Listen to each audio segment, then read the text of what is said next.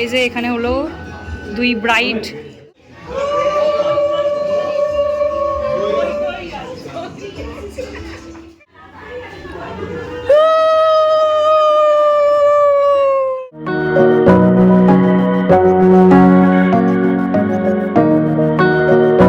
Hello সবাইকে, নতুন একটা ব্লগে স্বাগত।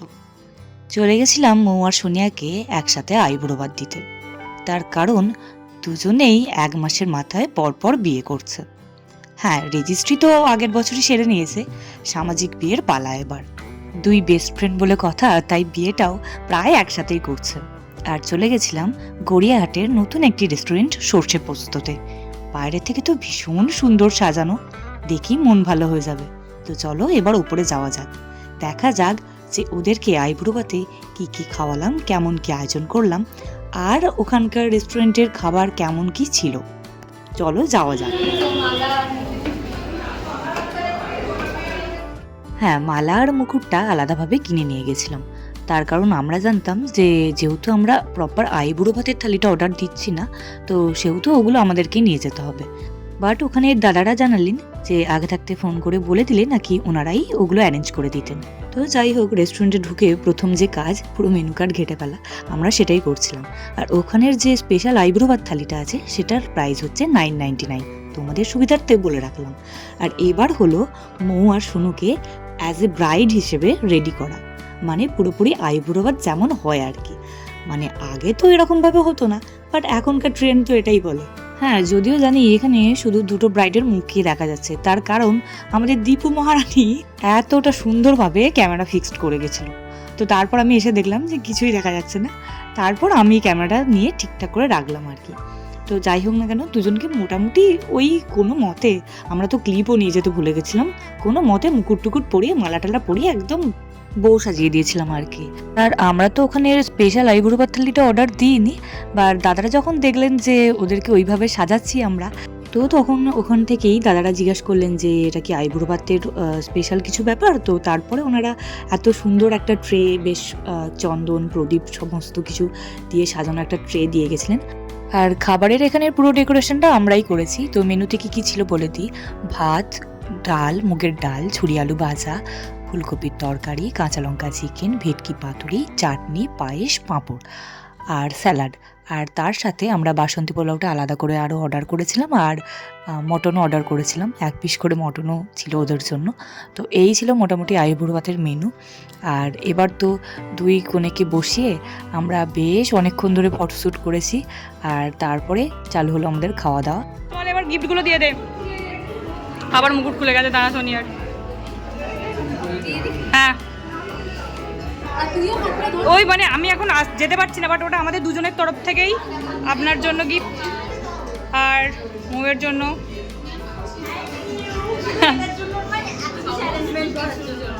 Thank you, thank you. তো খাওয়া দাওয়ার আগে ওদের দুজনকে গিফট দিয়ে দিলাম, আর গিফটটি কী ছিল সেটা দেখার জন্য কিন্তু ব্লগের লাস্ট অব্দি ওয়েট করতে হবে। আর তারপরে আমার মনে হলো যে একটু বরণ করি, যখন অত সুন্দর দিয়ে গেছে প্রদীপ চন্দন সমস্ত কিছু সাজিয়ে, তো একটু বরণ করি। পারি না একেবারে এইসব আমি, বাট তবু চেষ্টা করলাম আর কি।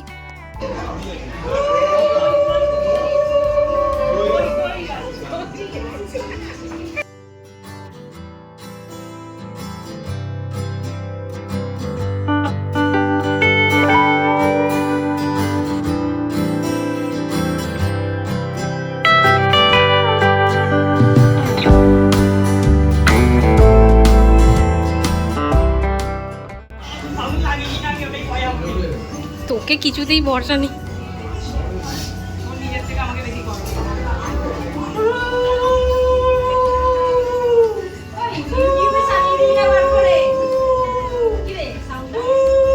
হ্যাঁ ভাই, তুই বন্ধ করে এবার।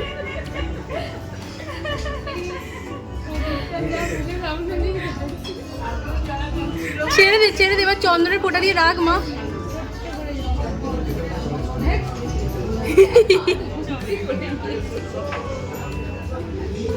নেই, আশীর্বাদ করতে পারবে না। আমার পর এবার হলো দীপুর পালা, মানে দীপুর বরণ করার পালা। বাট ও করতে চাইছিল না, কারণ ও বয়সে অনেকটাই ছোট। আর আমি মোমের থেকে বয়সে ছোট হতে পারি, কিন্তু সম্পর্কে ওর থেকে বড়। তো সেই হিসেবে, আর সোনিয়ার থেকে এমনিই আমি বড়, তো সেই হিসেবে বরণ আশীর্বাদ সবটাই কমপ্লিট করলাম। বাট দীপু আশীর্বাদ কিছুতেই করবে না, যেহেতু ছোট। তো সেই জন্য ও এইভাবেই আর কি ওদেরকে বরণটা সারলো।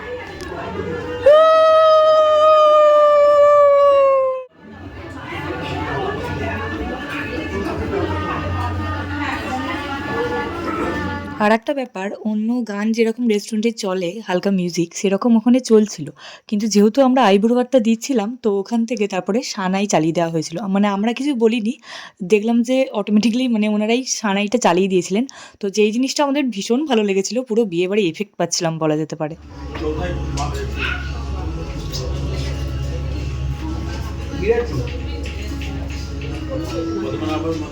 হাতে করে দেখাচ্ছে, দে দে।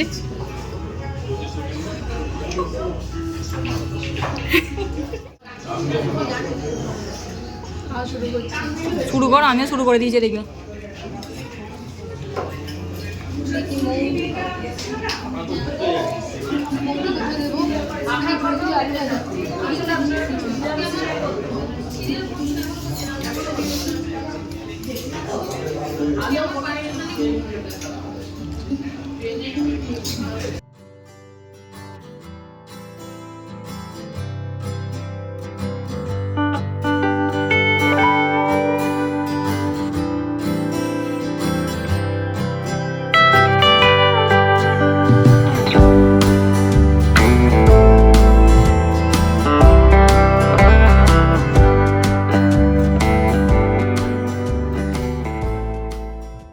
তো তারপর ওদের সাথে সাথে আমরাও খাওয়া শুরু করে দিলাম। তো চলো এবার একটু শান্তি করে প্রথমে খেয়ে নেওয়া যাক, বেশ অনেকক্ষণ ওয়েট করতে হয়েছে আমাদের।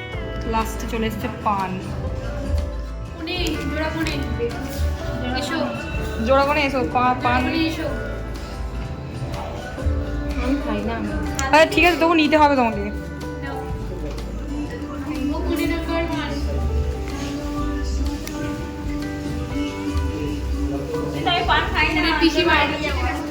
কোনের পিসিমাকে একটু ধরতো। কোনের পিসিমা নেই।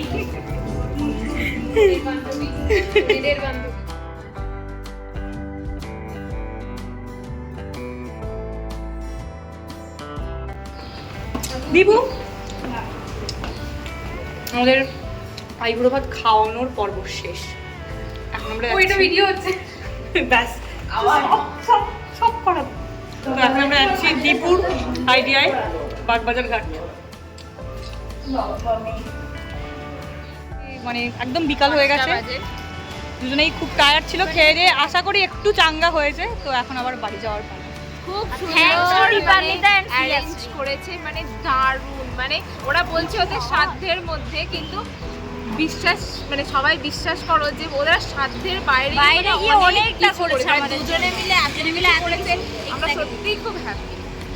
অনেক সমাজ একটা গ্যাং হলে মানে আমি এত কিছু করতে পারে না, এত কিছু অ্যারেঞ্জ করেছে, সমস্তটা অ্যারেঞ্জ খুব ভালো লেগেছে। তোরা খুশি হলেই আমরা খুশি, প্রচন্ড পরিমাণে খুশি। বিশ্বাস কর, এখন সবার দেখছি যে সব বন্ধুরা 2 ঘন্টা বসিয়ে রাখতে হয়েছে, সেটা আমাদের হাত ছিল না, আমাদের তো আর আমরা এসেছিলাম, আমাদের কিছু মাইন্ড করিনি, তাতে আমাদের কিছু মনে হয়নি। তোদের উপর এটা তোদের মানে এটা ওরা বললে এত সুন্দর অ্যারেঞ্জমেন্টটা করেছে, সবকিছু খুব প্ল্যান করে সুন্দর করে এত জিনিস নিয়ে এসেছিস বাড়ি থেকে এত দূরে, মানে সমস্ত কিছু একটা একটা করে গুছিয়ে কিছু বলার নেই।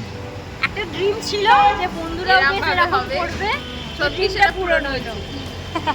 Thank you. যাকে তোদের ড্রিম পূরণ করতে পারে আমরাও খুব খুশি।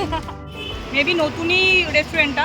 আর এই ক্রেডিটটা কিন্তু দীপুর, কারণ ইউটিউবে দেখে দেখে সার্চ করে করে এনেছি আর কি। খাওয়া দাওয়া সত্যি খুব ভালো, যাকে রিভিউ দেবো না ফ্রিতে।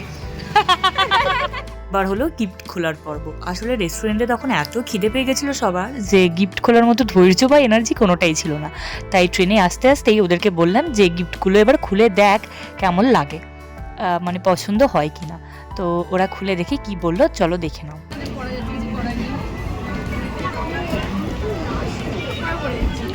বলতো বাইরে থেকে গেস করে ওই জিনিসটা ধরতে পারবি না, আমি শিওর। দীপু দীপু দীপু তোদের এটাতে যা ডেডিকেশন দিয়েছে ভাই, সত্যি বলছি আমি তো কিছুই জানতাম না।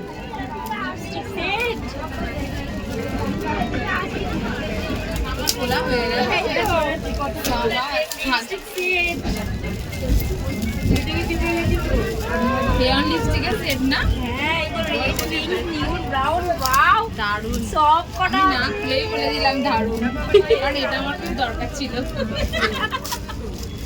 দেখতেই পেলে ওরা কতটা খুশি, আর ওদের এই খুশিগুলো দিতে পেরে আমরাও ভীষণ খুশি। তো এইভাবেই প্রচুর মজা করে সেই দিনটা কাটিয়েছি। তারপর তো বাড়ি ফেরার পালা। দেখা হচ্ছে অন্য কোনো ব্লগে। বাই।